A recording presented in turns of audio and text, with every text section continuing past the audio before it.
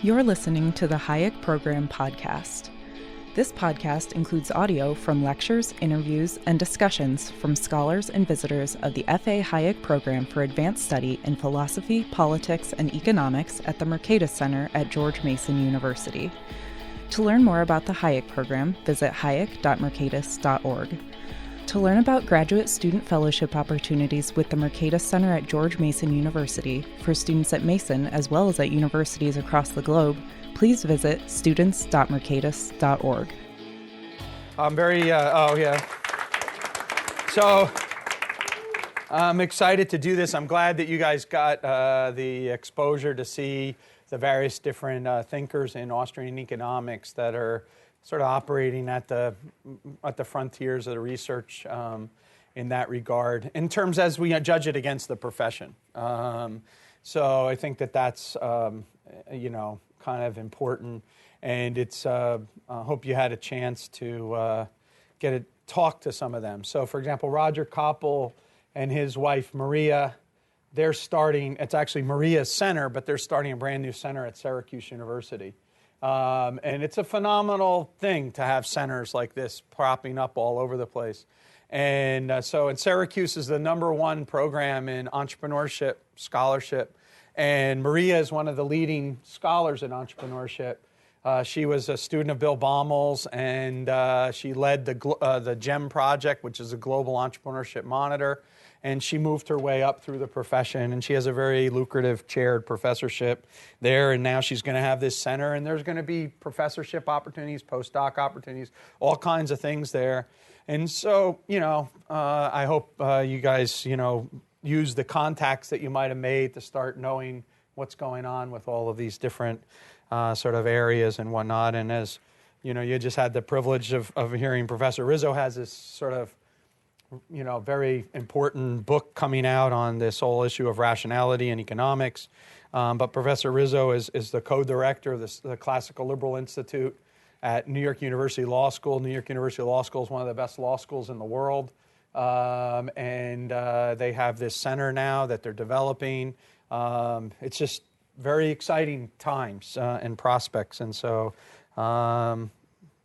Austrian influenced ideas are a growth industry.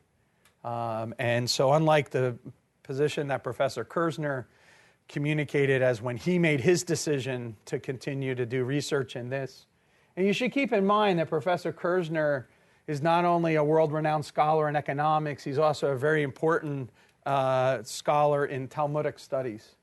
So if you actually look him up on Wikipedia, whatever, you'll recognize he's a big deal in Talmudic study. He could have actually just done that and been quite a well-known person. But he chose to work in economics, and he made that decision at a time, as he said, that Austrian economics had been determined to be dead, and then the choice was whether or not to give it a decent burial or just let it die a proper death kind of thing. Well, that's not the case today. The case today is the Austrian school is so vibrant and pluralistic that you can have people hating each other, like death throes, fights to the death over silly topics or whatever. And you can also see Austrian economics moving in all kinds of different directions. Bruce Caldwell made reference to the Austrian economics seminar in Boulder, Colorado. I ran the Austrian conference for many years, and I inherited it after Professor Kerzner ran it for many years, and we had it at NYU and at FI during those times, and then we brought it back down to here. And now we're doing it here, but. So I had at one time all of the reading lists for all the different years. And I was just telling Professor Rizzo before, and he remembers this because he was there, but in Boulder, Colorado, it was for 2 weeks, and they had 8 lectures on capital theory. 8 lectures. They would be things like, pure time preference versus marginal productivity theory of interest rates, and whatnot. And so it was a different kind of idea. Now, if you go and have those things, you get things like Professor Koppel talking about the applications of certain kind of Austrian ideas related to forensic science and the rule of experts. basically what's going on is you're taking Austrian economics ideas, you're mixing them with other kind of ideas, and then you're creating new ways to look into other social sciences. Now get ready, folks. That's actually how science advances. Right? Science is always about upward and onward. All right? You're getting this from a historian of thought as well. Like, I love talking about old ideas. I would love nothing better than to have like a few beers with me, sit down with Patrick out on a boat in the middle of the river, no one else can have it, and then we could just have at each other about, some arcane notion of a priorism or something. I love that stuff. It's how I spent my entire undergraduate education in economics, was fighting with people and getting mad at them and then screaming that they didn't know anything because they didn't listen to me. I still value that stuff, and I think that all of you that are into Austrian economics shouldn't shy away from, these kind of esoteric kind of debates about fundamental issues. But if you're viewing yourself as a part of a progressive research program, it's always about the next project and onward and upward and the blending of different traditions, and that's kind of what I'm going to talk about today. This talk changes with each generation, because with each generation there's new questions, right, that come about. So when Professor Rizzo was studying school, communism didn't collapse. Communism was there. There was a different set of questions which were at the cutting edge of the economic conversation. All right?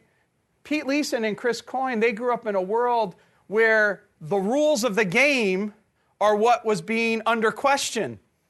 So of course their research focused on endogenous rule formation, because that's what everyone wanted to do. Raghu Rajan wrote a famous paper, Assume Anarchy. Why? Because standard neoclassical economics, of which he's kind of working in, begins with the assumption of clearly defined and strictly enforced private property rights. But if I'm dealing with failed and weak states, what is it that makes them failed and weak states? Property rights are ill-defined and not very strongly enforced. And so that's the reason why you have to then study how is it that that would come about.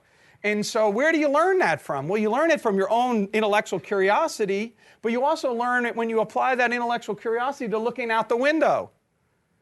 So your generation, think about it, the financial crisis. These are the puzzles and whatnot that you're thinking about, right? The lingering difficulties. How about structural inequalities? Right? These are the kind of issues. Now, so let's step back. So they're always going to change, and a school of thought or a tradition of thought has to change with the times to address the pressing issues. You have to bridge the gap between the cutting edge of academia and the pressing issues that are out the window in the real world. That's the only way in which you're actually going to make progress, okay? But to begin with, we should actually start with a very, very simple, basic notion of what is universal across that. And that's in the title here, An Invitation to Inquiry, right? I'm asking you to join me in an intellectual adventure.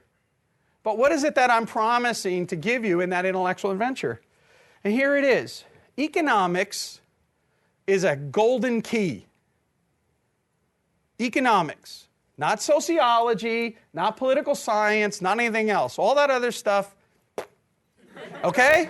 But economics is this golden key, and when I apply it, I can open up all the mysteries of the world. Now here's the secret about this. Good economists don't hoard the key. They want to share the key. And they want to share the key with their students, their colleagues, everyone. Economics is a 24/7, right, life. It's a way to live. It's not a 9-to-5 occupation, right? It is something that you apply every moment of every single idea, of your waking life, and maybe even your sleeping life, right? It's a 24/7 thing, and it unlocks these wonderful mysteries. And so the first thing you have to do is not be so cynical that you don't see anything mysterious. You have to be willing to allow the mystery of the mundane. So that excites your imagination, and then you apply sort of the economic way of thinking to all of these ideas. So the title of my talk is An Invitation to Inquiry, Austrian Economics as a Progressive Research Program in the Humanities and the Social Sciences. And I want to invite you to come into that. All right, so let's start.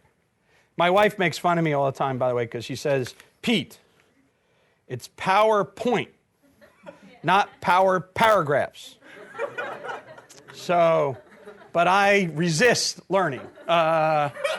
So this is Jim Buchanan, and this is an essay that we just published in the Review of Austrian Economics. Chris and I just published in the Review of Austrian Economics. It's from 1979, and it was a previously unpublished paper. It's called On Hayek. And what I want to stress in here is in the first paragraph, he's talking about in the late 70s, the emergence of new centers, like what I was just talking about with Roger Koppel, or the center at Troy, or these different places. And these include Miami, which is a Law and Economics Center, VPI, which of course was the Public Choice Center, UCLA, Chicago, Rochester, NYU, which is Professor Kerzner, University of Washington, which was Doug North. And these are finally now starting to get, these little, actually that Washington was University of Washington on the West Coast, which then moved to Washington University, right? Not the university moved, but like the center kind of moved. But this is at this time, we're talking about North, who was the department chairman, Stephen Chung, right, who used to like to tell Bob Higgs all the time, Bob, I'm a home run hitter. You only hit singles. And Bob said, thanks.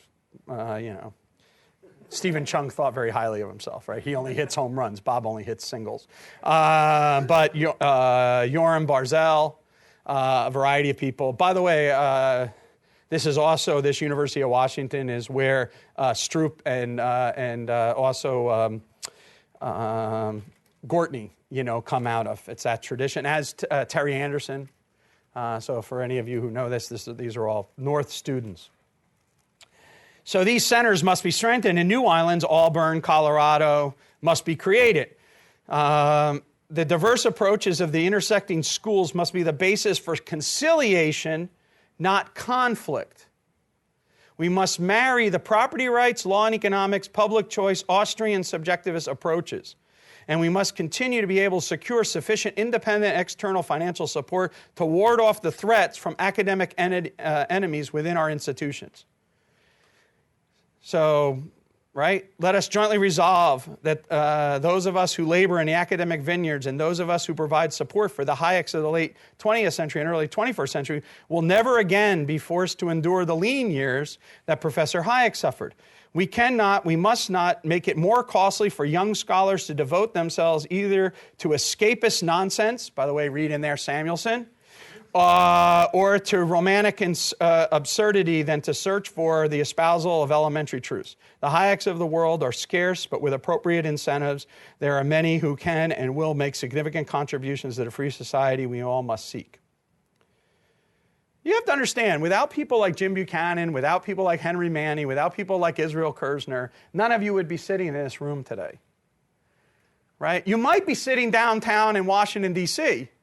at the International Students for Liberty, because there'd be a libertarian movement, it just wouldn't be in universities.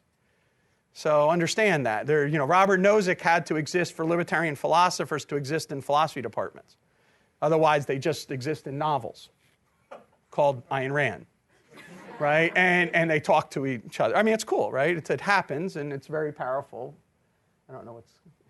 Is that because you have my old one? I did. Yeah, okay. I got the new one. Okay. It's not that much different. So there we are. So I don't ever change all that much. All right. So I think you have to understand, as Professor Kerzner said, the role that various different people play in the support.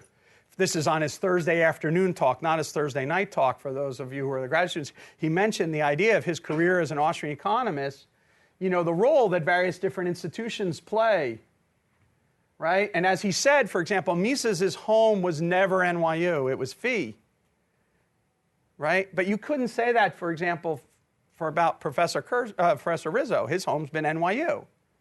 Right? That's a move up in the chain. Buchanan's home was in these institutional homes. Our home here is at George Mason University. There's these new homes that are being created, and they create, space and opportunities. So, why take inspiration from this? Well, first, your job as an economist isn't to worry about the stuff I was doing. It's actually to go back exactly the way Kerzner. I want you to get inspired by that basic idea. You should be willing to make this choice if you think that it has no consequences for your, except for terrible consequences for you, because you're so enamored with the truth. Here's a sort of a factoid about my life. I'm not trying to tell you this because, we didn't have salt when I was a kid or something like that.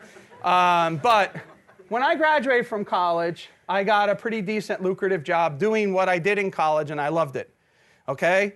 I did not make, in nominal terms, the amount of money that I made the first year I was out of college teaching tennis until I was halfway through my assistant professorship at NYU as an assistant professor, just in terms of the dollar amounts. All right?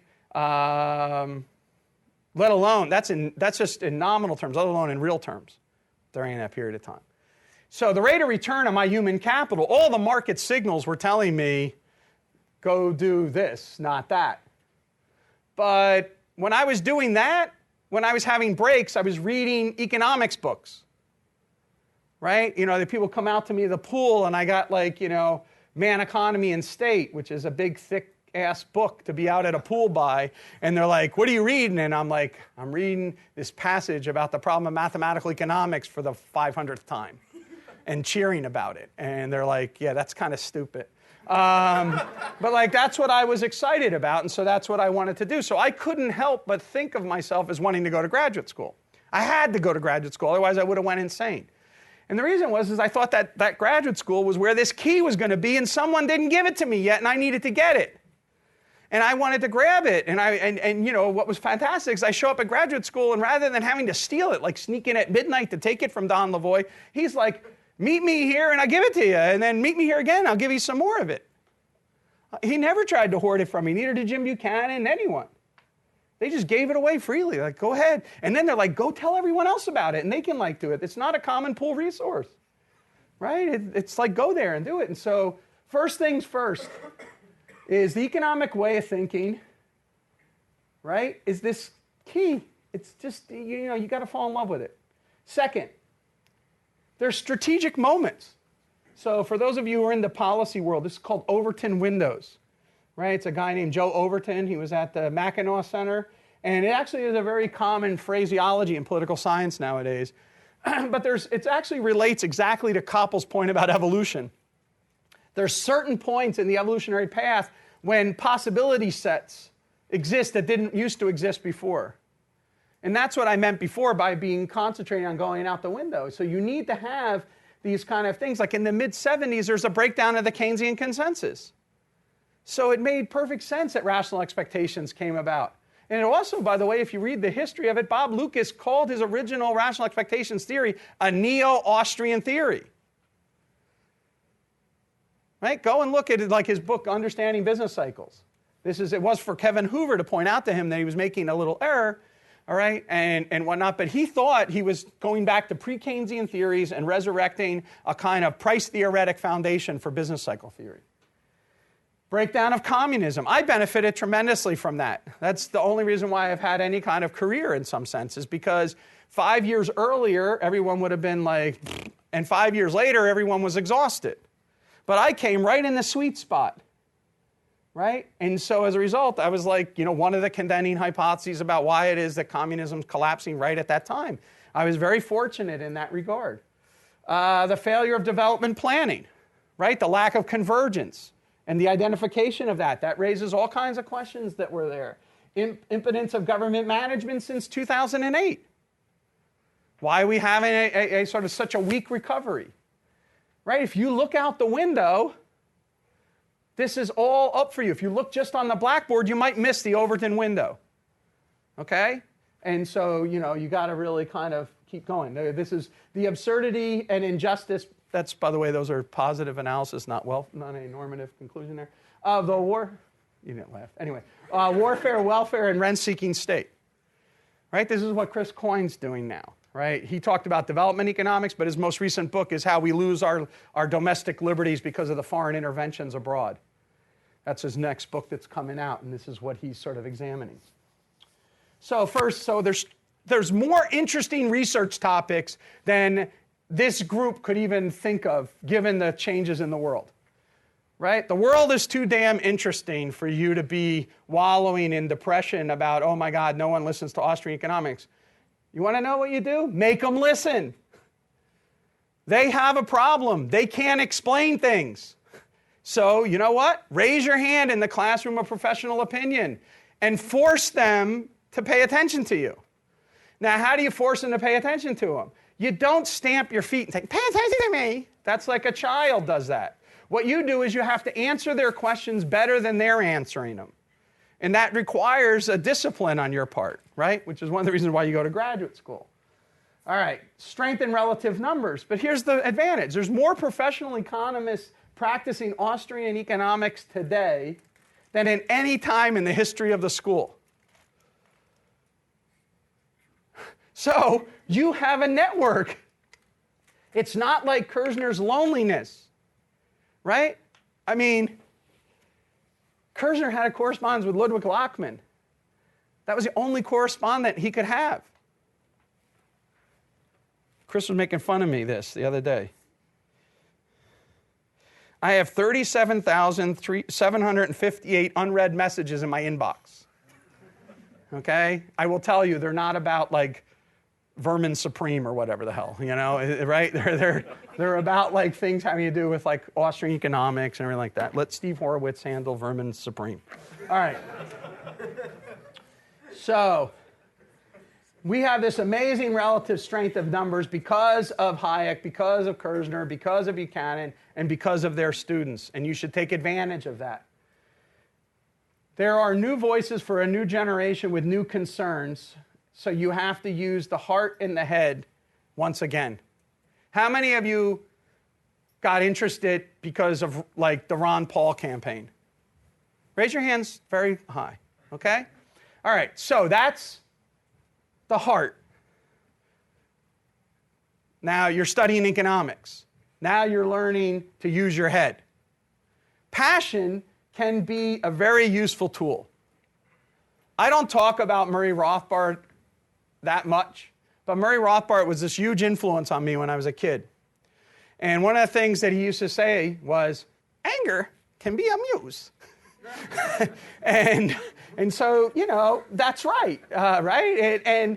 And so, you know, use the passion as a tool, but use it wisely. It's just because, you know, your heart got you to think about something doesn't mean you just go with your heart. And so you're a new voice for a new generation. How are we going to respond to that? I'm an older generation. Other people are older yet, right? There's some continuity in that, but we have to find those new things, and you should feel free to go out wherever it is that you feel compelled to study the world and bring the insights of Austrian economics. I had a wrestle when another person who was very influential on me when I was a young kid, because I viewed him kind of as an older brother, was Joe Salerno. And I was very friendly with Joe, and Joe was, of course, very friendly with me. Joe's notion, though, is a little different, I would argue, than this, because he believes that you should be limited in a certain way to what you're studying. He describes graduate training, for example, as grabbing you by the ear and dragging you through like the rudimentary texts and stuff like that. He's actually written that down. And he described me as a young economist as a punk, right? As like a part of like the punk artists or whatever. And I, you know, gladly, okay, Sex Pistols, yay, you know, all that stuff. That's great, but the point isn't really that I wanted to overturn Rothbardianism. It was that I wanted to turn Rothbardianism to be relevant for today, not the Rothbardian that was relevant in 1965, not the Rothbard that was relevant in 1975, but the relevance of Rothbard in 1985 and 1990. That's when I was a young guy. That's what I wanted it to be. The questions were different. We weren't fighting the Vietnam War. The Keynesian system wasn't going through stagflation. Other questions were there. How do you go and do it? So the fact that people that were trained in another time kept on wanting to talk about things that were back then, it's not relevant.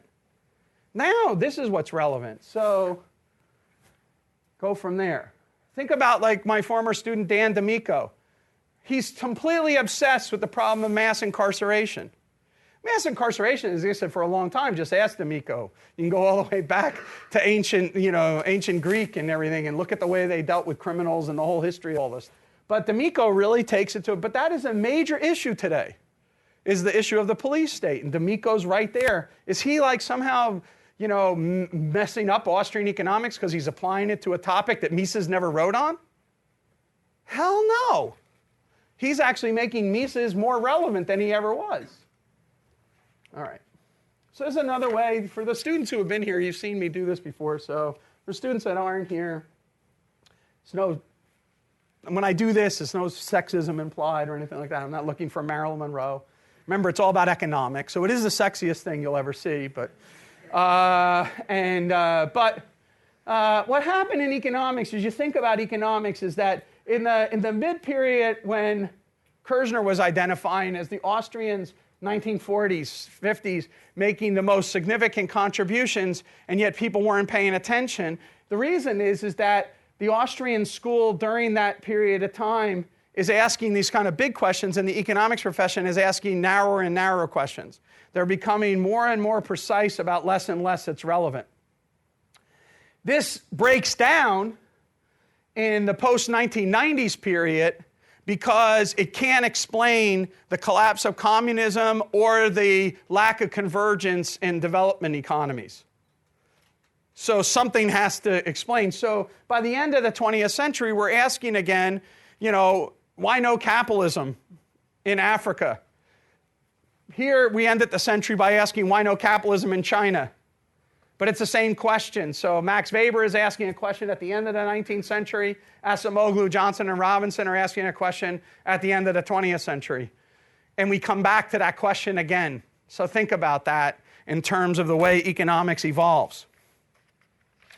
Another way to think about this relates a little bit more to the kind of discussion that Caldwell and others have about Hayek's project, which is the follows, is that this is what economics looked like right when Marshall came to the field. Right? Marshall was part of a project which they called the Cambridge Tripo. Philosophy, politics, and economics. Economics was part of the moral sciences. Marshall wanted to have economics be its own separate discipline. Again, institutions matter. Why did Marshall want his own discipline? He wanted his own budget. Right? To go back to Koppel's thing. These are not necessarily truth seekers. They're also what? Right? Normal human beings that have normal incentives. I want to be able to maximize my bureau's budget. I want to be able to maximize my span of control. So I have people underneath of me that I can hire and I can build out my department. Right? And all these things matter. And so what happens is the Cambridge Tripo has to actually move in a way where they pull the disciplines apart. This is the 20th century. This is the history of the 20th century in that period that I was saying before, at the top of the hourglass to the middle of the hourglass. And now what's important about that is as follows, because it relates to Koppel again, but also work that I'm doing right now with Paul Alagica and Vlad Tarko in a book that's coming out with Oxford on public administration. Because if economics is a tool of public administration and public administration was transformed by the progressive era, then economics is necessarily going to have to be transformed to fit the needs of that new science of administration. And that's how you get the economics of control. And so let me read to you from Samuelson's Foundations, his economics book. So Samuelson, by the way, you can't study the history of modern economics without taking into account the brilliance of Samuelson, because he did two things that are amazing. He cornered the market for principles, and he cornered the market for graduate texts. And he did it in less than a 3-year period. Foundations of Economic Analysis is published in 1947, and it becomes the way most people are taught graduate school economics for the next generation. And his Principles of Economics book comes out in 1948, and it's the best-selling economics textbook for the next generation. So he got you on the way in, and he got you on the way as you were coming out, okay? And it totally changed the way economics was done. So he writes, just so that you understand where he's coming from, this is from the 1948 edition. He writes in the first edition that older ideas of classical liberal political economists and their individualist social philosophy must be rethought in light of modernity. The vast interdependence of modern commercial societies have made it impossible to continue to believe that government governs best which governs least. Unbridled capitalism no doubt produced rapid economic growth in the 18th and 19th century, but it also left us with business cycles, wasteful exhaustion of resources, income inequality, monopoly power, and political corruption by the moneyed interest. The complex economic conditions of modern economic life mean that sensible men of goodwill will be expected to invoke the authority and creativity of government to solve the problem. Who is against sensible men of goodwill? Right? Even Newman is a sensible man of goodwill, all right? So the economics of control follows naturally from the alliance of scientism and statism. All right? So if you have a takeaway line here, okay, what happens? So you have the Randian line. The looters and the moochers align to rip off the producers. If you keep that mind in light, you can read anything by Ayn Rand and understand what the hell she said. Right? The looters and moochers align to rip off the producers. Okay, here's the economic version of this. The alliance of scientism and statism produced the horrors of the 20th century. The alliance of scientism and statism is what led to Stalinism, to what led to Hitlerism, and what led to Rooseveltism. Okay? And all that implied. It's to go back to Koppel, it's the complete exaltation of the expert. In fact, the expert is to be immune from any democratic pressure. That's Wilson's idea. Wilsonian professional bureaucracies should not be ever subject to democracy. They should be, in fact, always independent regulatory agencies that are completely immune from politics but governed by the experts. Okay? And that's, in fact, what then economics was supposed to derive. So what happens here is the return of the sort of worldly philosophy. That's what you're seeing. So when you see someone like even Robert Schiller, writing a paper after the financial crisis saying, hey, we need a return to the worldly philosophy, because economists, these experts, weren't paying attention to all these other kind of things. We need to think about this, okay? Jeff Sachs, who, by the way, believes he's a good expert, but he nevertheless calls for a return to the worldly philosophy, right? Joe Stiglitz calls for a return to the worldly philosophy. The only modern thinker who doesn't like the worldly philosophy idea is Krugman, right? Who believes that, as he's written, that the world can be divided into knaves, fools, and me. He's actually said that. That's a New York Times column. If you don't believe me, I'm not look it up. Paul Krugman, he says, the world's people say to me, Paul, how can you say all these people are wrong? And he says, very simply, they are. Because the world is either knaves or fools, or they're right, like me. And so therefore, the me expert should be in control. He's very clear about that kind of position. So he doesn't like this, but even Stiglitz wants us to bring back and discuss these kind of issues again. So what is it that we do here at Mason? So one of the things that was kind of interesting is Israel Kirzner was asked a question yesterday afternoon by Chris Coyne. He said, what did you think about public choice? I thought his answer was a little strange for two reasons. But I understand Israel's position because he's very, focused. But just for two reasons, I think his answer is a little unusual. Henry Manny was one of the biggest supporters of Israel's ideas and entrepreneurship. And in fact, Henry Manny had Israel come down to the Miami Center, and he wrote his little monograph called The Perils of Regulation, in which he talks about superfluous discoveries and whatnot in contrast to the interest groups. It's also the case that Jim Buchanan starting with the economic point of view, constantly pushed for Israel's ideas. So when Israel was writing stuff like, the market theory and the price system, it's true that, as he said yesterday, it didn't get adopted. But if you read Cost and Choice, Buchanan talks about it in there, right? If you, read even in What Should Economists Do, the references are there to the economic point of view. Remember what Buchanan's whole idea is not so much praxeology, but catallaxy. But where does Kerzner's whole chapter before he gets to Robbins and then Mises is all about catalactic tradition, and so they that's where they learned that stuff. That's from Whately. So Kerzner was known to them and also respected by them. And if you go into the archives, you'll see that Kerzner was at the Volcker Fund, for example, conference that all these guys point to that was very famous. That was at North Carolina, Chapel Hill in the 50s. You see a very, young picture of Israel Kerzner there. And it's also the case, you guys can double check this and go look at, but Armin Alchin wrote a very famous paper. It's called Some Economics of Property Rights. And Henry Manny will tell you this, that Alchin was the discussion leader for a Volcker Fund seminar. And at that Volcker Fund seminar was not only Henry Manny, but Harold Demsetz.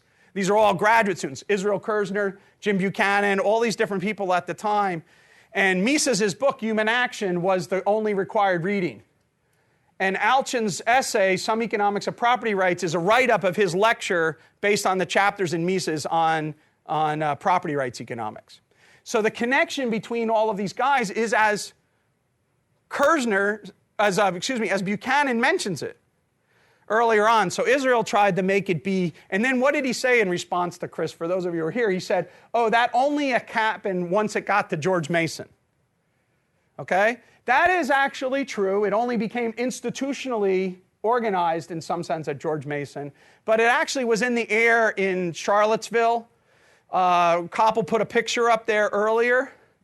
Again, give you an example of this. Dick Wagner is a product of the Charlottesville years. When he taught at VPI, he taught price theory. So many of you who are students here, you've had Walter Williams. Williams is an Alchin student. So you use university economics is what you're supposed to learn, right? When you take Walter Williams. You study other things, but if you learn university economics, you really kind of know what's going on. When Wagner taught price theory at VPI, the text was Human Action. That was their assigned textbook. Right? So Tom DiLorenzo was a student in that class. Charlie Breeden was a student in that class. They say they're the only two people who didn't get pissed off at Wagner for using human action, while everyone else is. Then they go from human action to a general equilibrium class, and they're like, what the hell? But, thanks a lot. But that's the way Wagner taught it. That's very much a Buchanan thing. So what is George Mason about? Well, George Mason is actually in a very fundamental way about these 6 Nobel Prize winners and the connection that they had to our program, which was very deep and not just surface. They were involved in it. They were involved in the making out of the program. Hayek, for example, gave the very first public lecture when we established a PhD program at George Mason. They established a PhD program. The first public lecture was Hayek on the sources of human values. You can actually watch it online. Okay? He's an old elderly man, but that's who they decided to sort of be as the intellectual representative. The man who was the department chairman at the time was William Snavely. His professional career was built on the idea of the socialist calculation debate. In his job before he came to George Mason, he was the PhD advisor of Dom Armentano. And Armentano's dissertation wasn't on antitrust, it was actually on the calculation debate. Obviously, our 2 Nobel Prize winners, Jim Buchanan and Vernon Smith. Vernon Smith describes his own career as follows. He was a senior at Caltech taking an economics seminar, and he got interested in economics. He was a physics engineering major, so, he's really good at math and everything. And so he goes to the library and says, what are the 2 latest books that have come out on economics? And the librarian says, oh, yeah, there's 2 books we just got. One's, from Harvard. The other one is from Yale. Foundations of Economics by Paul Samuelson, Human Action by Ludwig von Mises. And if you read any interviews with Vernon, he says he spent the entire next 2 years trying to figure out how both books were right. Because just like Kerzner, he said, he read Mises, and he said, well, he's right. I might disagree, but like there's nothing I can find that he's wrong on. And as he said, he spent his entire career trying to show like both of these books can somehow, so that means he's a different version of Austrian economics than Murray Rothbard, right? But it doesn't mean he's not an Austrian economist, right? It's just that he's not a Rothbardian Austrian economist. There's different kind of views on these things, all right? And then Elinor Ostrom, all right? So, I forgot two people. So Ronald Coase, who, by the way, is a student of Hayek, leaves London, comes back, and then is a colleague of Hayek at the London School of Economics, all right? And then Doug North, right, who we mentioned before at Washington University, and then University of Washington, then Washington University, and then Elinor Ostrom, who actually is a product of UCLA. And in a lot of ways, the way you can view her work is that she's trying to find Humean or Hayekian solutions to Hobbesian problem situations, right? That's what she's trying to do in her work. So it's kind of a challenging kind of idea. All right, so what does this look like then? Well, we're doing political economy. I said we have a rebirth of political economy. In the modern tradition of political economy, everything is on this side. Okay? So this is called political economics. Jonathan's here. He's a Rochester guy, right? So this, in fact, is the Rochester School of Rational Choice, Politics, Structure-Induced Equilibrium, right? This is your bread and butter, right? Bill Riker, right? Then we have, Virginia School, and then we have the Becker-Stigler approach to political economy. That's the dominant, all the space in here. Now think of kind of the interesting questions that are in there, but for those of you who are Mason students, this is where you get like in some sense you could claim the Whitman position. This is the outcome, right, is going to be Doug Whitman's, sort of where he's going to be. Okay? Now, what we're trying to do is on this side. It's not that we say that we can't learn from over here, but we're going to kind of put a little slightly different thing. Koppel, some of this stuff is like little trivial points, like the way Koppel said, the difference between striving and achieving. I say this all the time in my interactions with Pete Leeson. I never heard Koppel say it before, so I was very surprised. So that either means that there's wisdom in crowds or there's insanity, and I haven't figured out which one. But I think there's a huge difference between striving and achieving. We strive to do the best that we can given our situation. Doesn't mean that we actually do the best that we can given our situation. It's all kinds of twixt between, I'm going to screw up because it's like too much literature, but what is it? Twixt betwixt cups and lip? Yeah, between cup and lip. Something like that. If Larry White was here, he would correct me and have the right way to do it. But this is kind of over here. So you think about over here, Tulloch is a little bit more natural on this side. Buchanan is a little bit more natural on this side. And you contrast the Rochester School with the Bloomington School. All right? And so you play out. But in all things, we want to have a political economy program. Now, so this is the way this is our framework in which we're going to then go out the window with. All right? So go back to the marriage idea. Instead of thinking in terms of this as like, so there's all kinds of metaphors you could use. Eyeglasses. This is your set of eyeglasses. Another way to think about it is you have arrows in your quiver. And you're hunting deer. And the deer happens to be truth. And the deer is a very nimble and agile animal that can get away. And you're trying to shoot the deer. Right? And you're not trying to shoot the deer with like a sawed-off shotgun or like, beam me up, Captain Kirk, and come down with some kind of ray gun where you could take out like the whole thing. You're trying to shoot it with a fine, arrow, which means you're subtle and precise with your kill. Some questions are property rights questions. Some questions, right, are going to be public choice. Some questions are going to be IAD, right? Why would you ever go out on the hunt without a full set of arrows in your quiver? That's just being dumb. You only have one quiver. Praxeology. Arrow goes away. Right? The arrow flies wrong, the deer runs away, you go, I don't know what to say. Okay? So what you want to do is you want to be able to have like these different tools in your analytical toolkit and be able to deploy them. Now, you're not going to just pull anything. I'm not saying, by the way, you pull in there and you say like, exploitation of man by man. You go, Okay, right? That one's not the right one because you've already decided before the hunt that you've done the analysis, and that's not a very good arrow. It's like a short arrow that's bent, so when you go to fire it, you go way off, right? And so you don't get near the deer, right? So you've already made that analysis. But inside of that, you're going to find these kind of ideas here, and you want to use them as best as you can. So what does this mean? Summarize it in one big sentence. It says, look, what we do as economists is we study exchange behavior and the institutions within which that exchange takes place. That's it. That's what we do. So we're always looking for the deals, and we're always looking at how institutions structure the deals, whether or not that's in politics, law, religion, wherever. What are the institutions that are in place? What are the deals that are being struck? What are the deals that aren't being able to be maneuvered because we have institutional impediments? And we're going to kind of try to figure out all that kind of idea, the importance of the framework. All right, in the interest of time, I'm going to actually blow through these things, but just bear with me here. These are like the good guys, okay? By the way, I should step back for a second because I want to, and it's not I'm paying homage to Patrick or my education, but I will say the following thing. Everything that I'm saying, you can find in Mises' Human Action. I actually think so in modern sociological thought, in rational choice theory, there's a book by James Coleman that's, sort of the foundations of social inquiry. It's a rational choice analysis. A lot of people go to that and look at that to think how you do rational choice sociology. Mises' Human Action, properly read, is that for economists.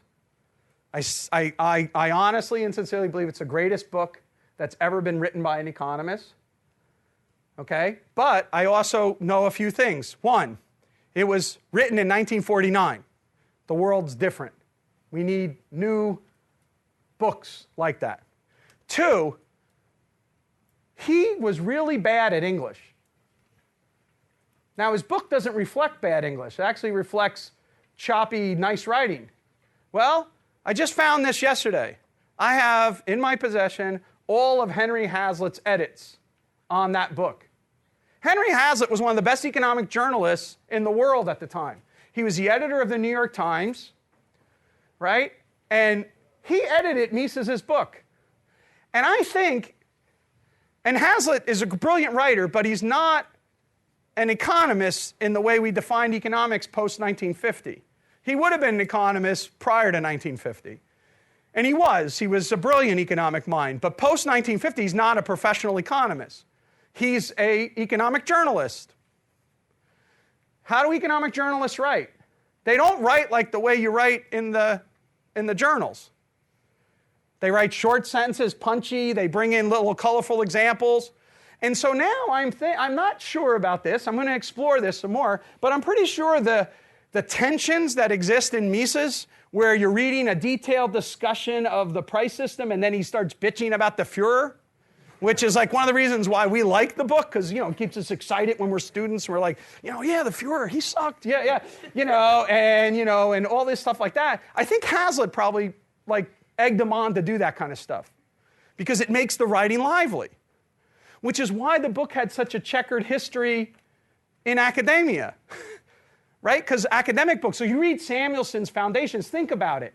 The contrast with Mises' book, your Vernon Smith, that's the contrast you're supposed to have. A treatise, right? And then you're doing a horse race between the two treatises. Okay, but if you don't write if you read Samuelson, I read you Samuelson being kind of flowery with his language. That's his principles book. That's not in Foundations. Foundations, it's all this pseudoscientific language about, proof and blah, blah, blah, and all that stuff. That's how professional economists thought they were writing, because they were providing the manual for what? For the expert, for the engineer. So it's an engineering manual. Mises' book is a manual of social philosophy. It's a different kind of book. But I think that that book, so all the stuff that I'm saying here, Mises said. But to a large extent, the people that come after had to clarify Mises' scientific contribution for the generation that was coming, because Mises was writing and he wrote, and Hazlitt helped him write as if he was still writing in the 19th century. So if you read Human Action and you read Marx's Capital, they sound similar in tone, style, breadth. But he doesn't sound like Paul Samuelson, right? So there's a difference in those kind of ideas. He doesn't even sound like John Maynard Keynes, right? If you read Keynes, Keynes is closer to Samuelson than he is to Mises in terms of tone. So you want to know why it is that Hayek gets paid attention to. It's not because Hayek stole anything from Mises or anything like that. He writes in English and he writes to the scientific community, right? And that's who he wrote to. Okay, there he is. All right, he won the Nobel Prize. All right, Buchanan, Coase. There's a theme here. And I'm trying to, by the way, it should be, you should understand there's a theme. I'm trying to argue by authority. You are young people. People try to tell you, oh, if you work in these ideas, you can't get a job. One, that's factually wrong. Okay? That's the first thing I want you to understand. Two, you can't get published. That's factually wrong. People are publishing in all the different places with these ideas. They might not publish the same way as you know, in the same journals, but they publish in like journals right below those journals. And they publish with the top university presses. I mean, Larry White's book, The Clash of Economic Ideas, is published by Cambridge University Press. Okay? Cambridge, Oxford, Princeton, those are your top university presses. Okay? Larry White's book is there, right there, Clash of Economic Ideas. Doesn't pull any punches, lays it all out. Okay? So now you don't have an excuse. You can't just, oh, no one will publish my book, no, right? But you have to write good. You can't write like, a ham-fisted like idiot. All right? And so, by the way, we don't need ham-fisted idiots supporting these kind of ideas, right? We have a lot of them, but go hang out with the vermin. I never knew about this guy till today. You ever heard about him? No, see? Like, I never heard about him, and now all of a sudden he's all over, social media, people taking pictures with him. All right. Yeah, but we'll talk about that later. So what was Buchanan's vision? So the reason why I emphasize Buchanan so much is because he was this intellectual entrepreneur. He knew how to fight from within inside the system. And not only that, he knew how to, take scars and get back up. So a lot of you guys probably, this is a way too old sports reference for you. But here's the reality. Muhammad Ali won the heavyweight title at least 3 times. It's a phenomenal feat. He got defeated, then he got back up, beat somebody, and got the title back again. All right, in a lot of ways, that's Buchanan. All right, he's at University of Virginia, right, which is a top 10 department. He's the king dog at the time in that department. And the English department aligns with people to kick him out. And they kick him out like in a slow move, right? They first don't promote, Gordon Tullock. Then what they do is they don't match, Ronald Coase's offer from University of Chicago. G. Warren Nutter leaves to go work in the Republican administration in Washington, D.C. And Buchanan says, Jesus, what the hell? So he leaves there and he goes to UCLA to hang out with Alchin. Well, he's at UCLA. He becomes good friends with Bill Allen. Bill Allen has a radio show called The Midnight Economist. And what happens is the student protesters decide to blow up Bill Allen's car. And the university administration doesn't do anything about it. Right? They don't say oh, you hooligans, they're like, Bill, you need to be calmer in your column. Right? So for all of you who, again, had Walter Williams, imagine if someone said to him, Walter, don't write that column again, right? What would he do? The next day, 5 of those columns would be written, right? So Buchanan says, I'm going to escape, and I'm going to go to the mountains. And, I one time, I tried to talk to him. I said, Jim, when you went to VPI, VPI was terrible school at the time, really a bad school. And I said, Jim, when you went to VPI, wasn't that really cool? Because you could, reshape the whole curriculum. And, I'm in the archives, I'm reading this stuff, and they redesigned the curriculum and everything. And he goes, no, hold on. He goes, Pete, you're putting too much romance on it. He goes, when I went there, I thought civilization was dying. If you read anything about it during that period of time, he did. And he goes, I thought civilization was dying. I was just going to retire. Retire in the mountains. No one's going to touch me. But then what happened when they were able to, build this program up. And they built this program up, and it became this amazing mecca of research and everything like that. And then what happened is the very man that Buchanan picked to be the department chairman decided that Buchanan was an old fogey and that his students weren't learning enough of MIT economics and that we needed to increase the amount of mathematical economics. We need to increase the econometric burden. And so they forced Buchanan out by methodology. UVA, he gets forced out by ideology. At VPI, he's forced out by methodology. And then he finds himself where? So if you thought the VPI was a bad school, GMU at the time Buchanan came here was a community college in the ugly. This is beautiful now. Go on the other side of the campus, and it looks like Stanley Kubrick's, One Flew Over the Cuckoo's Nest or something. It's like old industrial, buildings from over there. That was the economics department. And he came here, and his motto was, why would you ever want to be a pale version of MIT on the Potomac? Dare to be different. There's a memo he wrote to all of his colleagues who he brought with him from VPI. And he said, let's go to George Mason and dare to be different and build something unique there. And he was such an attractive figure in doing that Henry Manny decided to move from Emory, which, by the way, is the highest endowed school, right? Emory. At the time, he moved from the highest endowment to come to George Mason to build the law school, which, by the way, was in a book depository. Not in Dallas, but here in Arlington. All right, so it was a book depository, and they built the law school there. Okay, so these guys built something phenomenal out of nothing, and that is the kind of idea that. And we've had 2 Nobel Prize winners, but what's Buchanan's message to us? You're going to carry on the honorable tradition of political economy, the study of what makes for the good society. Political economists stress the technical economic principles that one must understand in order to assess alternative arrangements. This is alternative institutional arrangements. So this is what we do. We use the basic principles of economics, the technical principles of economics, to assess how alternative institutional arrangements impact economic behavior. So, this is in fact also Vernon Smith in the lab. This is ecological rationality. How do alternative framing of the experiments affect the playing out or the manifestations of rationality in the lab? Okay, yet the political economists go further and frankly try to bring into open the philosophical issues that necessarily underlie all discussions of the appropriate functions of government and all the proposed economic policy measures. So, philosophy, politics, and economics. Right? This is our core of what we try to do. So you saw a chart by Emily. You saw, the way in which she does this. This is my version of that. And it's a much more stripped down version, and maybe, in fact, a weaker version. Because at the core of this, notice here, I don't have any multiple arrows. Right? I'm actually kind of like a blunt force instrument. Right? Ideas, institutions, performance. Get ready. Here's a really important insight. Good ideas give us good institutions, give us good performance. Get ready. Bad ideas give us bad institutions, give us bad economic performance. It ain't rocket science, folks. Right? That's like the word. There's no unicorn out here.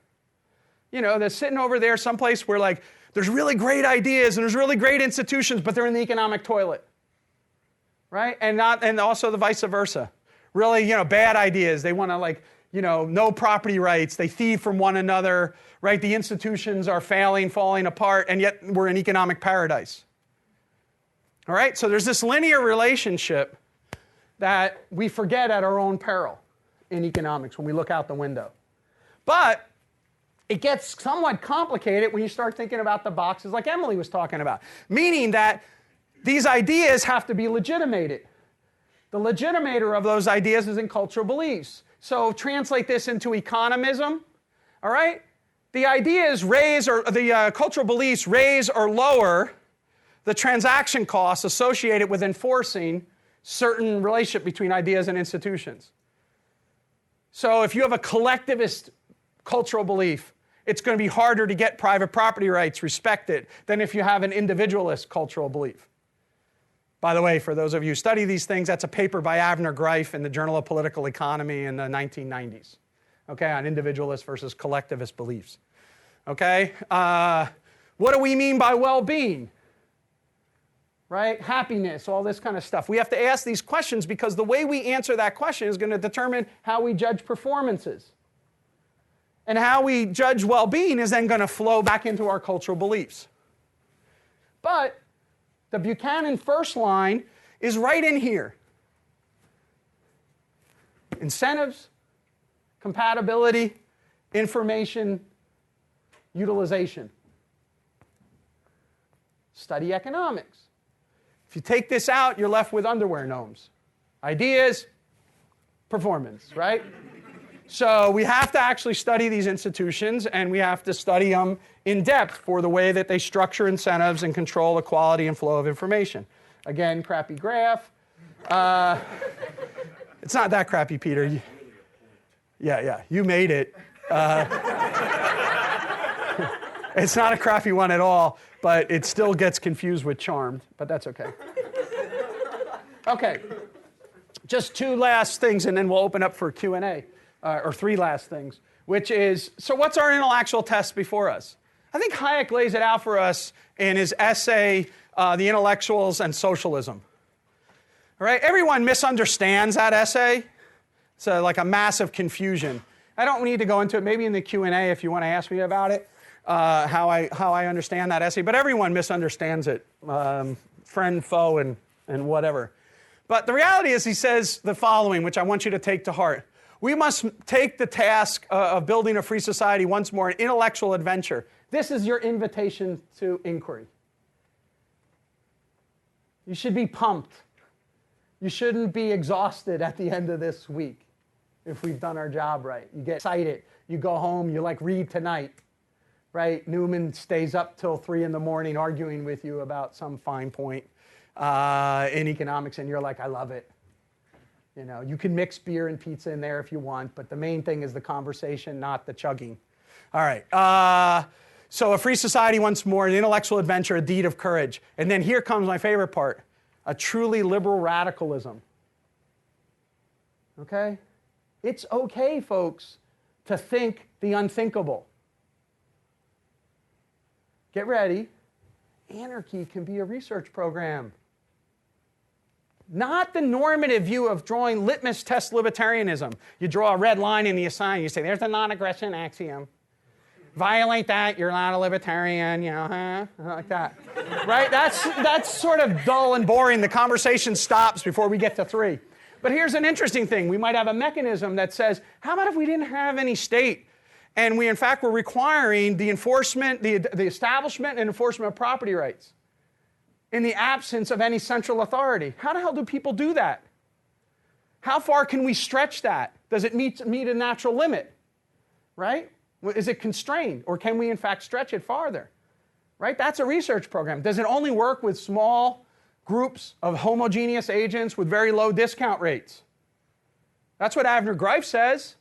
That's why the Mugabe traders could trade with one another. They could get cooperation. Because they weren't getting cooperation in anonymity. That's what the Grameen Bank people say, by the way, right? 5 people that you all know. And we're going to use reputational collateral to be able to be your credit. But how about finance and big? So you're dealing with anonymous interactors. Well, you know what? You say, oh, that can't happen. Well, it did actually happen. It was called letters of credit in historical development of capitalism. Jonathan would show up on my step and say, I need 500 whatever. And he would hand me a letter. And it would say, Prince Rizzo has said that you were a good man. And therefore, I would say, okay, here's your 500. That's your line of credit that you would get. Why would I believe that? Right? All of you know that if I go on a dating site and say I'm 6'5" and a blonde surfer, ladies, come and get me, that you say, well, maybe not. right? Maybe that doesn't work. But it's the same thing, but somehow this letter of credit actually got established and helped us do things. What were the signals? What were the incentive mechanisms that were in operation? That's a research program, right? It's exciting. Anarchy is a progressive research program in the social sciences. Do it. It's a truly radical liberalism, okay? So that's one. Second, but you got to do it with humility. This is the trick. You're telling everyone they're wrong, but you got to tell them, like, yeah, you're wrong, but so could I be wrong. I don't know how. I'm not sure. I'm just trying to figure it out. One of the things that shocked me and what I love about Vernon Smith and my interactions with him over the years, I met Vernon in the 1980s, but I'll tell you something about Vernon Smith that's amazing. He's a lifelong learner, meaning that, like, when you meet him today, he's talking about new things, not the same things he was doing 20 years ago. Constantly new things. And here's the other thing about Vernon Smith. He walks into a room and he never says, okay, I have the answer. He walks in a room, he says, okay, let's figure it out. How are we all going to go about figuring this out? He's a puzzler. He's a lifelong learner. He exudes nothing but the two characteristics that I think are most valuable in a scholar, especially the more radical you are, which is to be humble and hardworking. Complete humility, because you don't want to be the arrogance of the eccentric, right? Right? I believe everything that you don't believe, but I'm not smarter than you, right? That's even if that was true, it's like a bad way. My wife always says, you catch more flies with honey than you do with vinegar, Pete.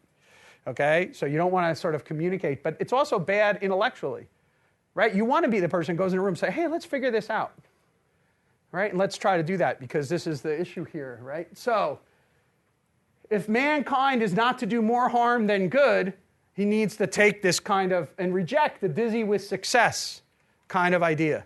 We have to embrace this humility. And that humility is not only just an epistemic sort of humility, it's also an institutional humility. All right, and maybe we can talk about that. And if we screw up, it's really, really costly. So Roger ended his talk with a question mark and said, have at it. I'm trying to do that too, but I'm also want you to understand the urgency of the task. Not only the pure joy of the task, of figuring things out. If any of you haven't read, Feynman's The Joy of Figuring Things Out or Finding Things Out, you should go do it. It's a fantastic book about what the intellectual quest is all about. And it is. It's amazing. I have to pinch myself every day that I get to go to work, talk to young people about ideas that I love, that I fell in love with when I was, a teenager, and that I get to talk to them about every day still. And I'm 55 years old now, and when I'm at work, I feel like I'm 19. Now, don't ask me that at 7 o'clock in the morning when I'm getting up, and I'm like, hey, God, these knees suck. But I do feel that way when I'm at work and I get to do things, and I get too excited sometimes. I have all kinds of bad habits, right? I get too excited, I yell, I'm still like I'm 19 years old and talking to somebody in the hallways at Grove City and thinking that I can win an argument by throwing in some salty language because they say, oh, I never saw that before, because they were all nice people at Grove City. And I'm from New Jersey, so New Jersey, you don't win a battle by getting salty. You only do that in Grove City. So I do stupid things like that, and I have to calm myself down. But it's this issue is because I read this when I was 17, 18 years old. And I became convinced he was right. Right? That if we screw up on our task, right, things like what happened in 20. So now part of that is because I started to study the Soviet Union. So I saw the horrendous inhumanity that other people can do to other people. But I've also traveled a lot because I do development economics in a lot of third world places. That's not popular to call them that anymore. But I will tell you, poverty sucks. Okay? It is dreadful to be exposed to it and see people in that kind of environment. I also grew up in a part of New Jersey where I was fortunate myself to grow up with parents and a nice family infrastructure, but 3 minutes from where I was neighborhoods that were destroyed, that the unemployment rate has, it's like that part of Baltimore.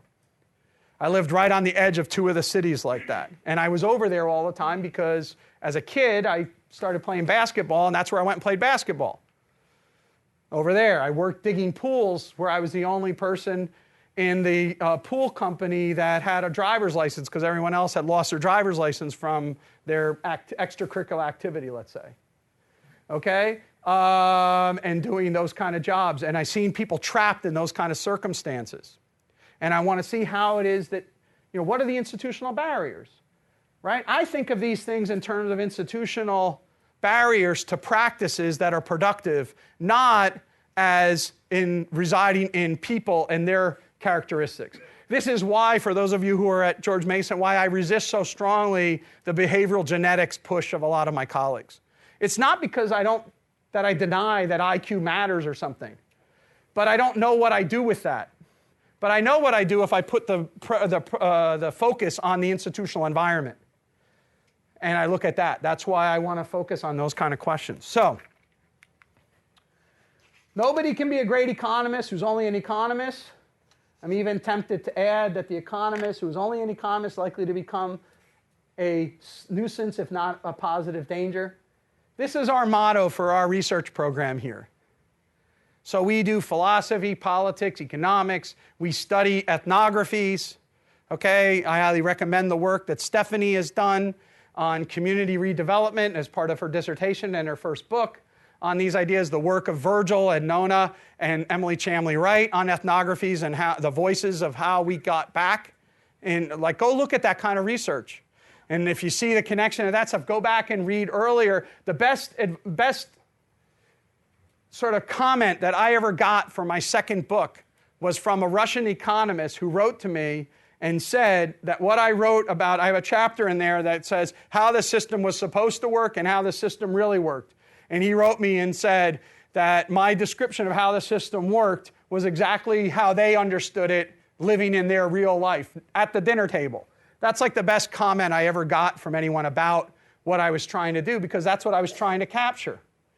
When I was a guest at the Academy of Sciences in Moscow, and I was teaching in New York University at the time, and I just walked around and saw all the different things, and I still have all my notebooks from that. And one of the things I told my colleague when I got back to New York University was a man named Andy Schotter, and he was building one of the first labs, actually, and at a big school. And I said to him, I said, Andy, we don't need a lab. We just need to take all that money you're raising and send students to Arbat Street and tell them to try to set up a business in Moscow. That's a lab, right? That's like field experiments, the real ones, right? Not doing, a game experiment in an area where they happen to have life going on, but actually like a real life experiment. The problem, of course, is what? You don't have the same scientific controls. I understand that, but I want to unleash that kind of idea. That's a part of our work. So we have a wide gambit of intellectual traditions going on here in our work, and Austrian economics reflects all of them. From very traditional economic history. I've been picking on Patrick, but I'll give him a plug right now. Patrick has written some very, very important papers in economic history, right? And those papers have been published in the different Austrian journals, and he does that. One of the things he's straightening out is the whole issue on what's going on in the Great Depression.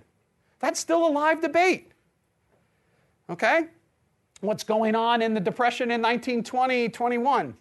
That's a live debate. Patrick is bringing traditional economic history to bear on those kind of things. That's a research program. Stephanie's doing her work, which is ethnographic, social cultural economics, okay? And then, you have Pete Leeson, all right, and Chris Coyne somewhere between all of those kind of ideas, all right? So we have a large, and the Austrian communities, you heard Koppel talk, you heard Larry White talk, you heard Mario talk, you have people that are doing theoretical work, empirical work, sort of applied political economy work. So it's a very, very broad and open tradition that's inviting all of you to come in. And this is a great place to start. It will bankrupt you, so get your library to get it for you, but it's a very comprehensive overview of what's currently in play within academic Austrian economics, and I highly recommend it, even though it's not available for free on the web. right? The way you should think about this is you get what you paid for. The web has a ton of information, but very little knowledge. So I'm not denying that you should have some stuff for free and it's cool, but if it's available for free, it might actually not be all that valuable, right? You can't necessarily get like the journals for free. You can't necessarily get academic books for free. You can get Vermin Supreme or whatever and his website for free, or whatever host of people, Stefan Molyneux or whatever, all right? And you can get them for free, and that's the value that you're paying for it, which is zero. So you're a university person. Get your university library to get it, then you'll get it. Have your university, by the way, know your code. People always say, oh, I can't get access to that journal. Yes, you can. You're in a university. You tile into your database, and they give you everything for free because it's through the university. You just got to go through the portal. You can't go through Google. Google this. Oh, gated. Oh, it must suck because I'm a libertarian and I hate anything that's gated. All right? All right? That's stupid, okay? So go find yourself like a way to access this stuff by going through a university, get access to the information, and see what's going on and find your place in it. There's an open invitation to inquiry.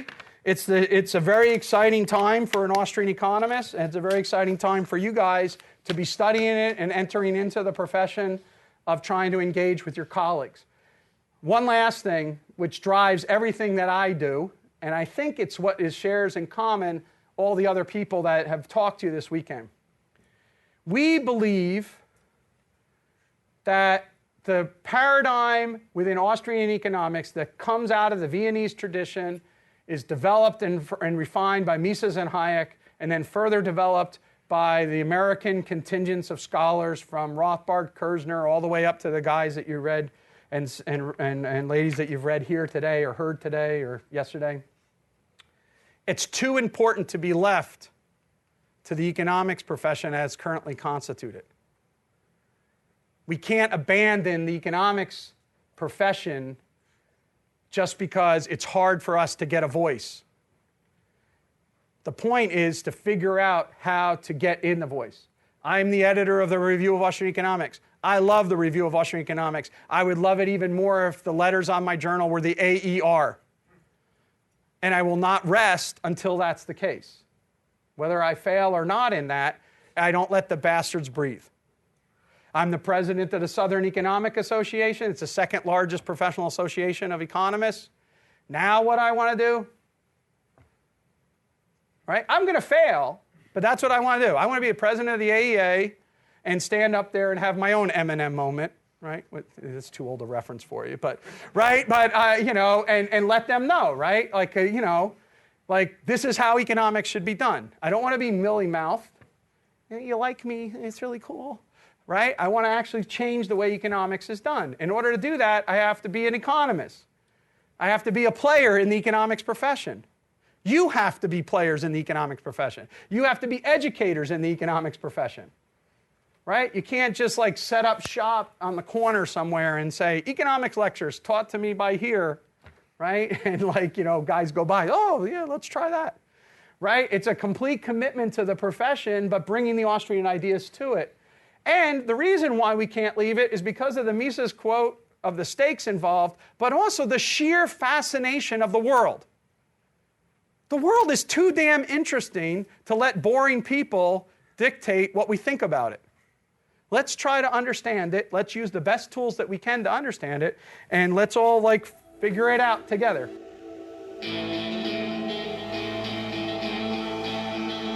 Thank you for listening to the Hayek Program podcast. To learn more about the research, scholars, and work of the Hayek Program, visit hayek.mercatus.org. For more information about graduate student fellowship opportunities for students at Mason as well as at universities across the globe, please visit students.mercatus.org. We hope you recommend students to our programs or consider applying yourself.